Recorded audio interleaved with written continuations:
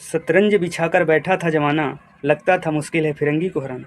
दोस्तों, अंग्रेज़ों ने भारत में करीब 200 साल शासन किया और जब उनके शासन के 100 साल पूरे हो रहे थे, तब एक जन आंदोलन भारत में खड़ा हुआ, जो 1857 की क्रांति जिसे कहते हैं।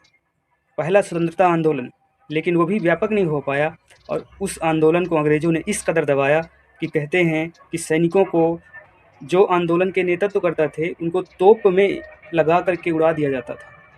सार्वजनिक जगह में उनको पेड़ में लटकाया जाता था ताकि जनता में एक भय व्याप्त हो। और फिर ऐसा ही हुआ। लगभग 50 साल तक अंग्रेज़ों के खिलाफ कोई आंदोलन नहीं हुआ और फिर भारत में एक ऐसे व्यक्ति की एंट्री होती है जो एक जनाधार खड़ा करता है और अंग्रेज़ों के खिलाफ आंदोलन को व्यापक बना देता है। अर्थात 1915 में एंट्री हुई गांधी जी की। लगभग 1 वर्ष तक गांधी जी पूरे देश में घूमे और देश में घूम घूम करके लोगों को अंग्रेज़ों के खिलाफ लड़ने की सलाह दी।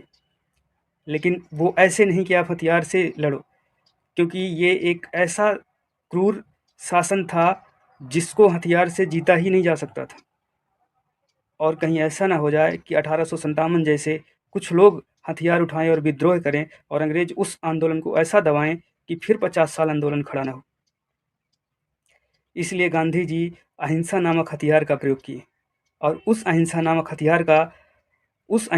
हथियार को जनता को भी दिए और देखते ही देखते लाखों की भीड़ गांधी जी के पीछे अहिंसा नामक हथियार को लिए चल पड़ी। कहते हैं कि गांधी जी जब सड़कों पर निकलते थे तो अंग्रेज़ों के पसीने छूट जाते थे। पुलिस व्यवस्था बनाने में जुट जाती थी कि कहीं कुछ गड़बड़ ना हो जाए। दोस्तों, एक ऐसा व्यक्ति जो अहिंसा को अपना हथियार बनाता है